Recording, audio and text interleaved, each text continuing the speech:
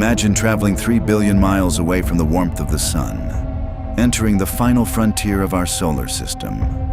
Here, at the very edge of the light, the sun is 900 times dimmer than it appears on Earth. It is no longer a bringer of life, but merely a distant, flickering star lost in a sea of obsidian. This is Neptune, the lonely guardian of the abyss. For centuries, this world existed as a ghost, a shadow in the dark, tugging at the fabric of the cosmos and pulling at the orbit of Uranus. It was discovered not by the lens of a telescope, but by the cold, silent calculations of mathematics. When astronomers finally turned their lenses toward the coordinates predicted by French mathematician Urbain Le Verrier, there it was, a blue jewel hidden in the shadows for eons. Since the moment humans first laid eyes upon it in 1846, this distant titan has completed only one single orbit around the sun, moving in agonizing silence through the frozen reaches of deep space. Do not let its serene, azure clouds deceive you.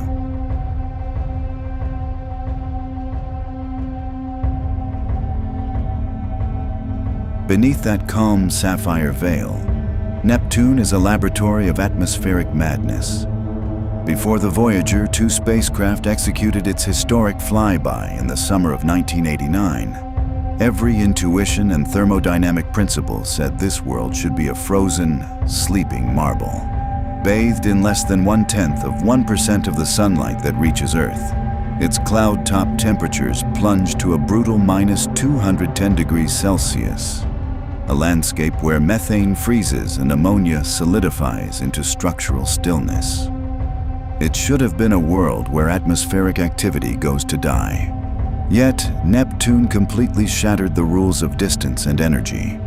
It screams with a ferocity that defies the deep logic of the cosmos, holding the terrifying record for the most violent sustained winds in the known universe. Storms on Neptune do not simply blow, they scream. Supersonic gales tear across the planet at over 1,200 miles per hour, raging faster than the speed of sound itself. If you were to stand unprotected in these planet-girdling jet streams, the sheer kinetic violence would disintegrate your body before the acoustic shockwave of the wind could even reach your ears. This equatorial jet stream delivers a devastating blow to conventional thinking by blowing retrograde, pushing westward at 1,400 kilometers per hour directly against the planet's eastward rotation. These are not brief gusts.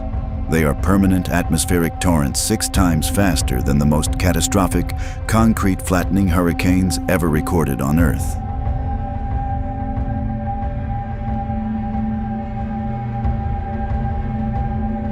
Where does an energy-starved world, sitting 4.5 billion kilometers from the thermonuclear furnace of the sun, find the power to fuel such mechanical malice? The answer lies deep within an impossible contradiction. While Neptune receives a feeble 1.5 watts of solar energy per square meter, it radiates more than twice the heat it absorbs from the sun. A strange internal furnace glows deep within its core, a fire in the ice powering weather systems that could swallow our entire planet whole. Unlike the gas giants Jupiter and Saturn, which are massive balls of light hydrogen and helium, Neptune is an ice giant. Its modest 17 Earth masses compress a thick mantle of water, methane, and ammonia volatiles into superheated, exotic high-pressure states. As this primordial heat slowly escapes from the crushing interior, it drives spectacular atmospheric dynamics with an efficiency that leaves scientists completely disoriented. In 1989, Voyager 2 bore witness to this internal nightmare when it captured the Great Dark Spot, a massive Earth-sized anticyclonic vortex drifting westward through the southern hemisphere, flanked by bright white clouds of frozen methane ice. But unlike Jupiter's legendary Great Red Spot, which has persisted for centuries, Neptune's storms are ghosts. When the Hubble Space Telescope looked back out into the abyss years later, the Great Dark Spot had utterly vanished, only for entirely new cataclysms to materialize elsewhere on the globe. These titanic voids emerge from the darkness, devour everything in their paths, and dissipate into thin air. Neptune is a planet that breathes, and its breath is made entirely of shadows. If you were to dive beneath the screaming supersonic winds, the atmospheric envelope would rapidly transform into a crushing, suffocating weight. Thousands of miles beneath the blue methane haze, the extreme gravity and millions of atmospheres of pressure trigger an unsettling form of cosmic alchemy. The intense energy squeezes isolated carbon atoms with such unimaginable force that they crystallize. Scientists believe that deep within the superheated mantle, it literally rains diamonds. Massive, glittering crystals as large as boulders fall in a permanent deluge through a scorching liquid convective layer. It is a world where a sky of precious stones gives way to an electrified, boiling sea. The deeper anomalies of Neptune extend to its invisible structures, revealing a planet whose very foundations seem broken. Unlike Earth, where the magnetic core creates a predictable alignment, Neptune's magnetic field is severely tilted, chaotic, and completely off-center from the planet's physical core. This lopsided shield interacts with the incoming solar wind in violent, unpredictable ways. Furthermore, the blue giant is a gravitational thief. Its largest moon, Triton, was not born from the leftover material of Neptune's formation, but was once a rogue wanderer of the frozen Kuiper Belt.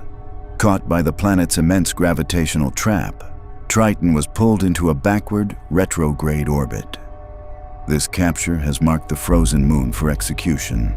Triton is locked in a slow, inevitable spiral toward destruction, and one day, Neptune's gravity will violently tear its moon apart, grinding its icy remains into a vast, dark ring system.